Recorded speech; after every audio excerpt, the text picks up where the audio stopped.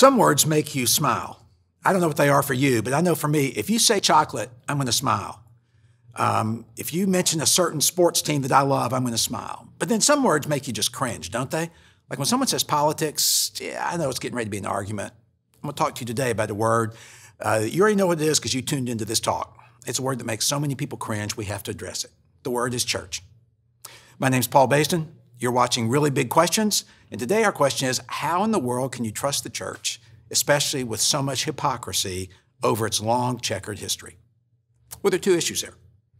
Lots of Christians are really screwed up. Agreed. And the church has done some terrible things for which there is no excuse. Those are the two topics, that Christians individually are screwed up and that the church as a whole has done some terrible things for which there is no excuse. So let's look at each one of those. I want to separate them out though. The first issue is that lots of Christians really do have problems. We call them character flaws. And I would say that's true. I identify as a Christian, and I would say that certainly I have character flaws. If you want my wife's email, I'll tell you that, and she'll tell you more flaws.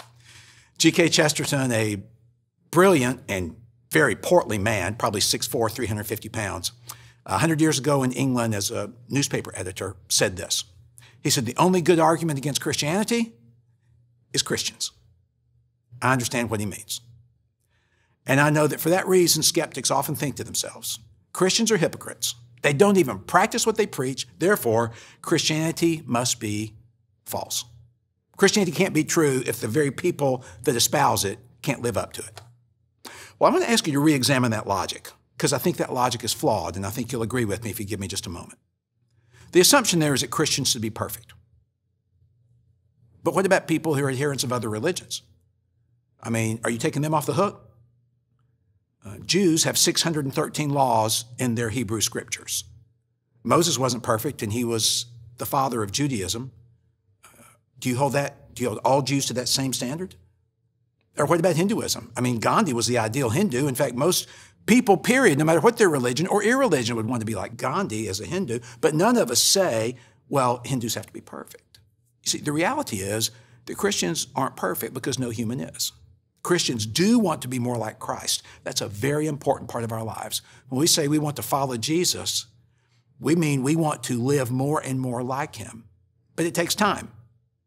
That's not an excuse to make poor decisions, but it's just a reminder that all of life is slow growth. You take anything that's important in your life, it took time. From a muscle that you want to get larger to a baby in your wife's womb, to your success and progress in your business, everything takes time. Some of us have a lot farther to grow based on things outside of our control. Let me give you an example. I have trust problems. I don't like to admit that because it feels weak. It's just reality. I have a fear of abandonment. A friend of mine used to say that to me. I said, no, I don't. In fact, I said it very angrily.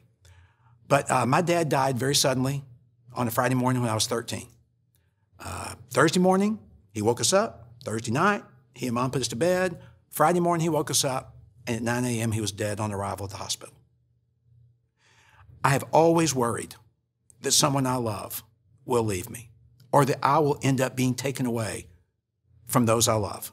In fact, when I turned 51, which was the age my dad was when he died, I was so relaxed and relieved that I asked my wife to throw me a party because I waited till I was 52.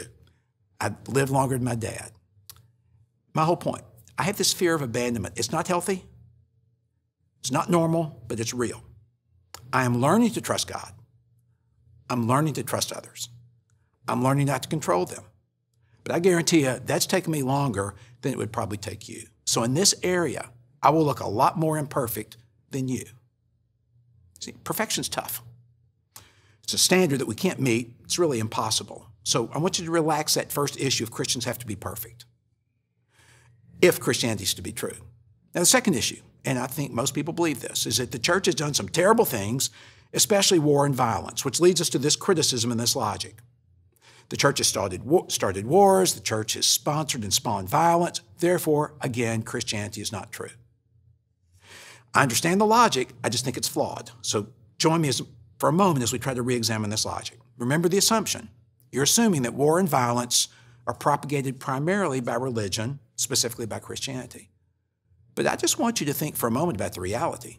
Of course the church has practiced violence. Of course the church has incited war at times in history.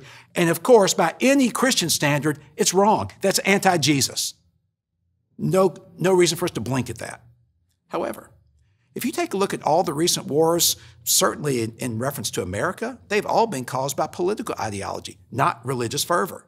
World War I, World War II, Korea, Vietnam, none of those were religious-based. Oh, there were religious factors, but that wasn't the issue. They were all political-based, that were power-based, which suggests that the human heart, not church and not religion, is what tends toward violence. Alexander Solzhenitsyn, one of the great thinkers of the last 50 years, Soviet activist and prisoner at Gulag, said the battle line between good and evil runs through the heart of every person.